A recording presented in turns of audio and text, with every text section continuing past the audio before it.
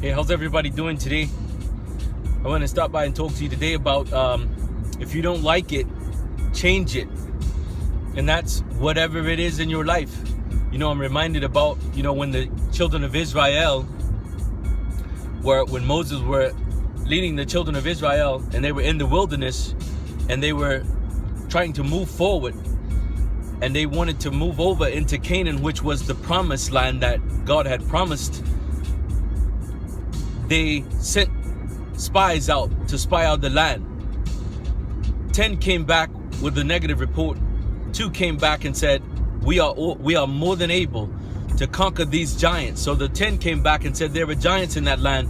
We can't do nothing with that. We can't overtake that.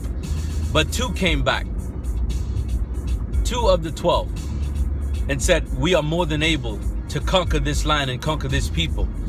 So they saw it through God's eyes, and the 10 saw it through their own eyes. So you may be looking at your life and you may be thinking, man, this situation, my life is too much. This is too much for me to overcome. I don't like this. I don't like this. I don't like the way my marriage is going. I don't like the way my work is going. I don't like the way my business is going. I don't like the way my kids are acting, or I don't like the way how much money I make or don't make. I don't like, the fact of I don't feel confident, or I don't feel secure. Whatever it is, the 2 spies, which were Joshua and Caleb, believed that they could change the situation. They didn't have to stay in the wilderness. And we know, if you read the story, you know that they were able to conquer because God had already told them they were able. But all they had to do was believe it and have faith and trust Him and keep moving forward. When you go to Walmart or any other store that has doors that open, sliding doors, they won't open unless you walk up to it. You can stand back and look at it and say, man, I would love to be in that store, but I don't know if I can get in there. And then you see somebody else walk up to it and the door's open. And then you still doubt that you can allow those doors can be open for you. Well, I just stopped by to tell you today that you are more than able. And if you don't like it, change it. If you don't like the way your relationship is, do something about it. If you don't like how much money you make, do something about it. It's not going to change because you think about it. It's not going to change because you talk about it. It's going to change because you walk about it. You decide to believe God. You decide to use everything that's in you. And the bottom line is everything that you need. Oftentimes we doubt. Man, now we have to fight it all the time, all of us, because we look at ourselves and we think, man, who am I? I don't have enough money. I don't have enough resources. I don't know enough people. But the resources are there. The people are there. But we don't get them if we don't talk, if we don't ask questions, if we don't come out of our box. I don't care if you're introvert. If you don't open up your mouth, quiet people don't get fed. We have to talk to people. Who do you know that I need to know? We need to ask questions. We need to be real about it and not just say things just in passive conversation. And so if you don't like it, you can change it. Start asking questions. Stop ignoring the things that are right there in front of you. Stop trying to look for it to come in a certain package. God is not going to drop it out of you in the sky. He's going to do it through another person. He gives us the resources. God said, I give you power to get wealth. He said, if any of you lack wisdom, ask me, I'll give it to you. I'll give it to you. I'm more than happy. He's ready to bless us. He's ready to give us the wisdom and understanding that we need to do all that we have to do. All we have to do is ask. All we have to do is take down this evil thing called the spirit of pride, which says, you can't tell me anything. Well, I already know that. No, if you already knew, your life would already be perfect. If you already knew, you would have everything that you need. There would be nothing that you lack in your life, and you would already be in heaven.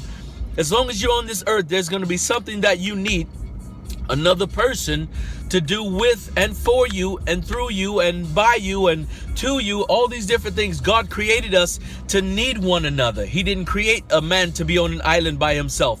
So I want to challenge you right now. Get off that island of pride. It's a foolish place to be.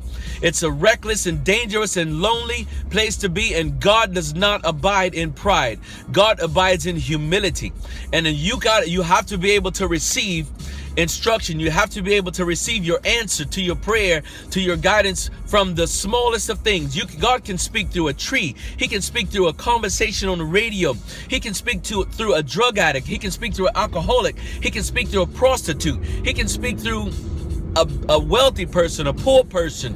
It doesn't matter what their complexion is. He can speak through a rose growing from a concrete. He can speak through a car driving. He can speak any way he needs to get the message to you. The only difference is you have to be tuned in and not biased to hear what he's telling you. So you can change your situation. All you have to do is change your thinking. When you change your decision, when you make a decision to change doesn't happen until you change it. So it's the power's in your hand. It's all in a decision. It's not in you sitting there praying about it and then not doing anything. God gives the answer, but we have to be willing to receive it. It may come through your enemy. You have to be willing to receive it. So if you want it to change, it can change, but you have to change. You have to change your thinking. You have to change your heart. You have to be willing to receive whoever God sends it through. And if you're not willing to do that, then it won't change. Look at the last 5 years of your life. Is that what you want? Well, the next 5 will be exactly the same if you don't change. It starts with you.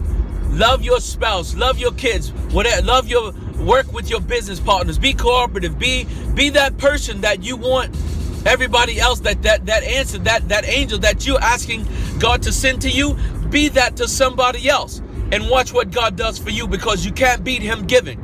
So when you serve people, he told us, he said, the greatest among you will be the servant of all.